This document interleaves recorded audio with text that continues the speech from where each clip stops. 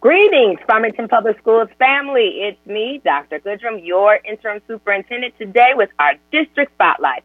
I am so happy to have with us today Mrs. Jennifer Kaminsky, our assistant superintendent for business services. Mrs. Kaminsky, why don't you tell us a little bit about yourself? Well, thank you, Dr. Goodrum. I have been with the district since 2002, coming in as the accounting supervisor. Several years later, moved into the director of business position, and in my current role as assistant superintendent. And prior to that, I did spend 5 years in public accounting as an auditor with Plant Moran. Thank you so much. Lots of experience. So let's just jump right in and get started. So we have had a lot of conversations recently about our district's budget. So can you tell us, what is our district budget? What is it comprised of? What are our revenues that generate the district budget? That's a great question. So the district has 4 main categories of revenues.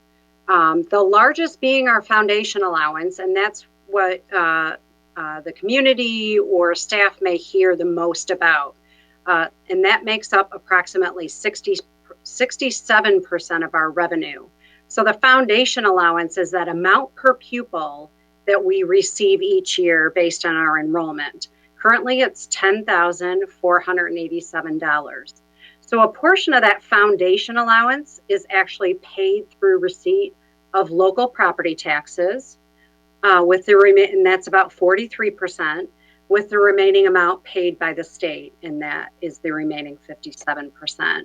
We also receive other state and local revenue, which is approximately 17%, and that's made up of state categorical revenues such as special education funding, our MIPSers or retirement funding to help support the cost, adult education, at risk, and vocational education. We also receive local revenue for preschool tuition and interest revenue, just to name a few. Another large chunk of revenue is received from what we call inter-district sources. And those are our special education dollars that are received through Oakland schools from the county special education millage that is levied on all households within Oakland County. The remainder of our revenue comes from the federal government. So this year, it's approximately 8%, which is much higher than we typically receive. And that's really due to that additional money that has been allocated for coronavirus relief and to help provide districts with money for PPE and to maintain safe schools. So our total revenue is approximately $146.7 million.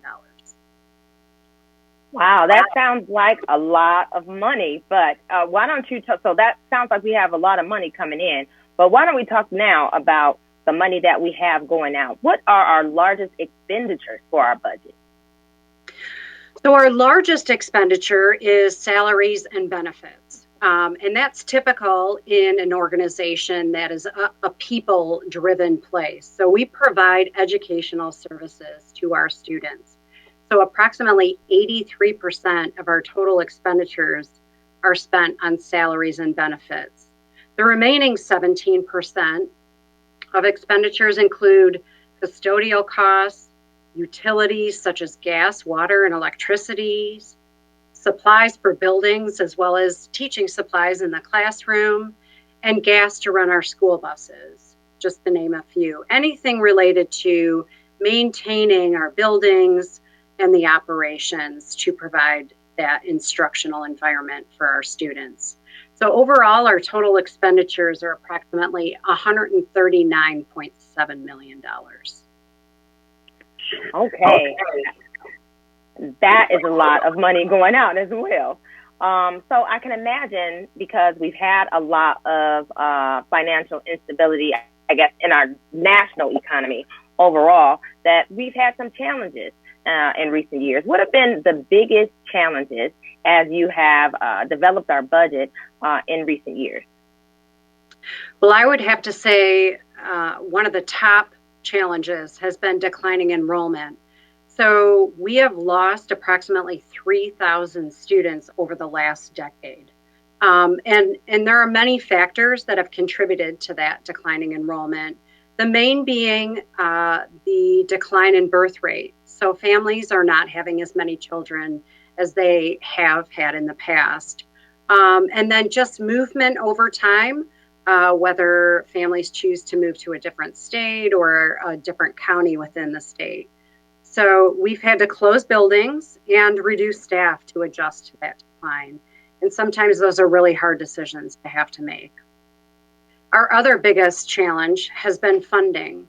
So the lack of increases or lack of sufficient increases in revenue to cover that declining enrollment and our rising retirement costs have presented a challenge.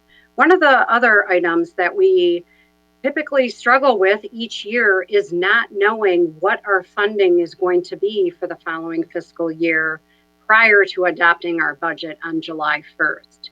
And so we have to make certain assumptions each year based on the governors or the Senate and House, their budgets that they've presented at the time before knowing what's actually been approved. So that continues to be an annual challenge for us. Wouldn't it be amazing if they got those numbers together earlier and let us know so that we could be very proactive as we plan our budgets? Wouldn't that be a great thing? That would be wonderful. All right. So, Jennifer, Mrs. Kaminsky, I'm going to ask you a bonus question, and this is not at all related to budget, or it might be, depends on what you choose. So March is both Reading Month and it is also Women's History Month. So I'm going to ask you to either A, tell me who your favorite author is, or B, name one woman who has been very influential or inspirational to you. Oh, well, that's interesting. I would have to say, I always enjoyed reading books growing up. And so I think back to what were some of the series of books that I would read. And honestly, I'd love to read Nancy Drew and all of her detective books. So I think back and I think I probably read all of them at some point. But reading was something that I really enjoyed doing growing up. So I'd have to say probably Nancy Drew. Hey, and that's a woman and a book. So you answered both questions with one thing. So that is great. Well, thank you so much, Mrs. Kaminsky, for coming on the District Spotlight today and sharing with us some information about budgeting. We appreciate all of the hard work that you put into it because we know it takes a tremendous amount of effort to create a sustainable budget for a district of this size. We appreciate you. Well, thank you so much for allowing me to share information today.